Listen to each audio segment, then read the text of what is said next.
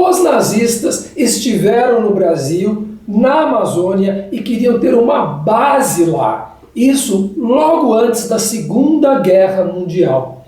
E este livro aqui nos conta esta história. Aceita um cappuccino?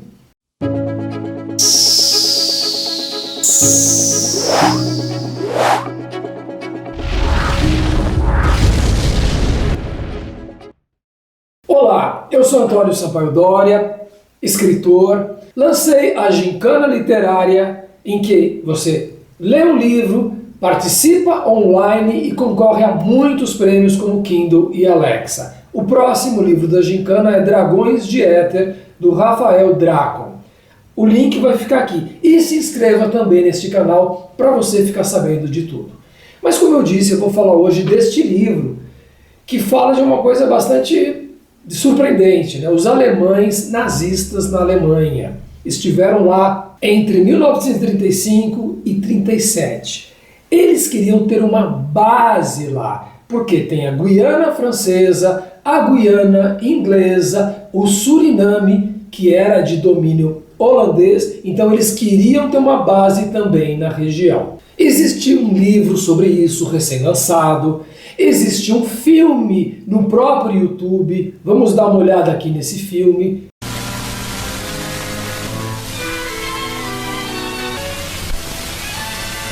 Gürteltier mit ungeheuren Klauen von Peru. Der letzte Teil der Trägerkarawane trifft gleichfalls ein.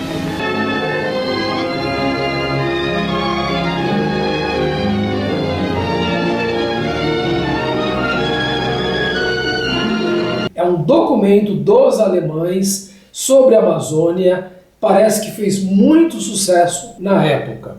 E o mais impressionante, tem uma cruz de um nazista que morreu naquela época lá. Essa cruz existe até hoje. E tudo isso tem muito a ver com as mortes de Dom Phillips e Bruno Araújo, porque este livro ele vai nos mostrar atualmente como está a região, os perigos, o garimpo ilegal, o contrabando, enfim. É um cenário em que essas mortes são muito possíveis. A gente consegue perceber por que essas mortes aconteceram mesmo. Bom, a história aqui é a seguinte. Rebeca é uma jovem de 25 anos que começa a contar a sua história. Ela descobriu que o pai dela era um judeu búlgaro quando ela já estava adulta. E aí ela teve contato com esse pai e ganhou uma nova família. Ela se diz uma cabocla, porque ela é uma mistura de judeus búlgaros e indígenas.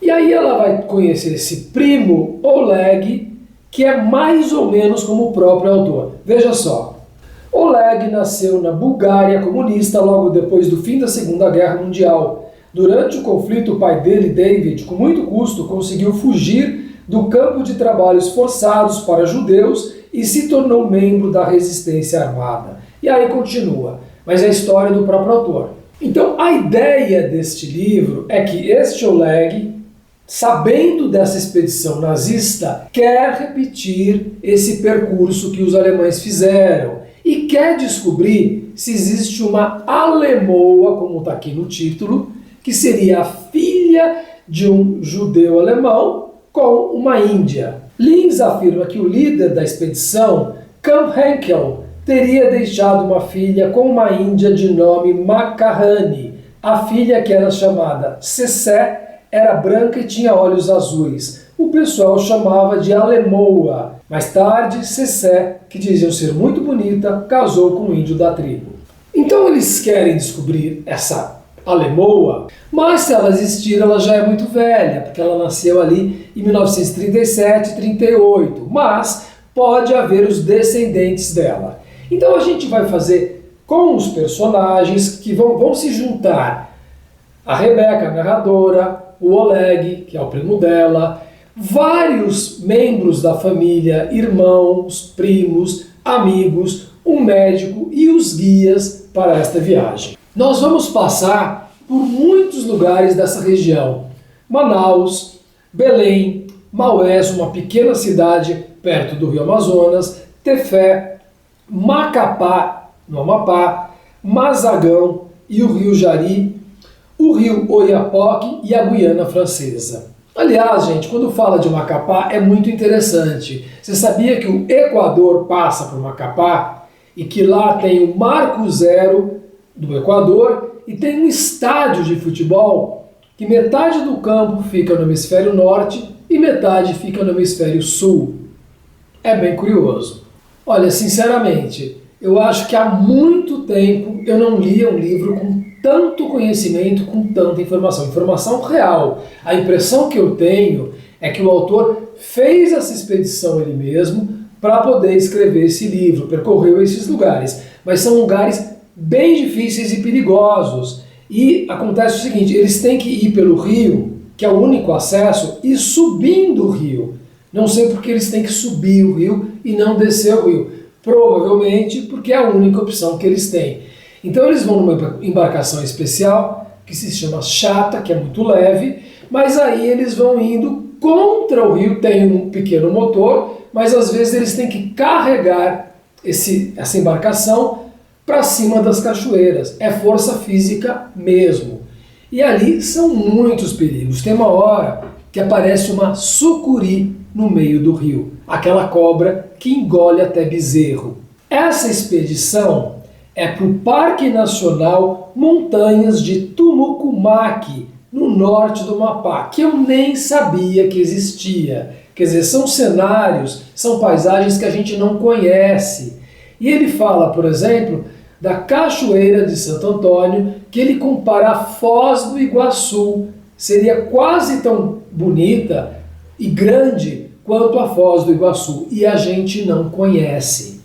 Então, esse livro aqui é uma viagem, de fato, por lugares que a gente nunca viu, que a gente nem sabia que existiam. Todas as questões polêmicas da atualidade estão nesse livro, como eu falei, o garimpo ilegal, o contrabando. Aí chega uma hora em que eles vão até a Guiana Francesa, e lá tem os índios. Sabe o que aconteceu?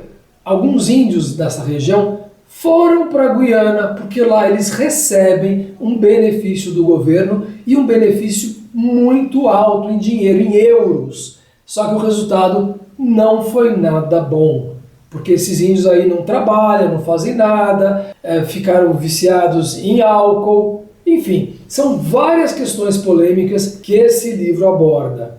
Veja só, Cayena, capital da Guiana.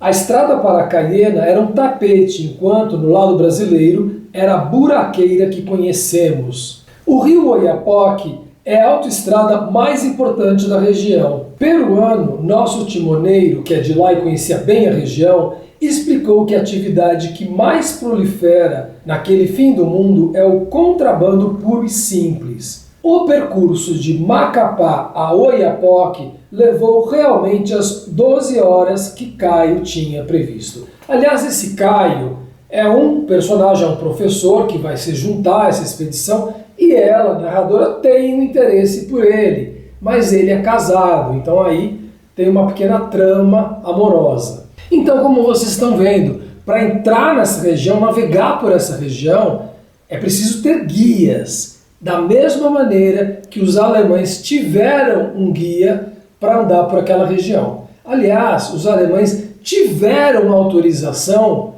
para estar lá, autorização do governo que era simpático ao nazismo nesta época. Em princípio, a expedição alemã era científica, olha só. O resultado da expedição foi bastante impressionante. Camp Henkel coletou cerca de 1.500 amostras de animais, sendo que só de mamíferos foram 500, e 1.200 objetos etnográficos das etnias Aparai, Wayana e Waiapi. Eles ficaram muito impressionados com os animais da região.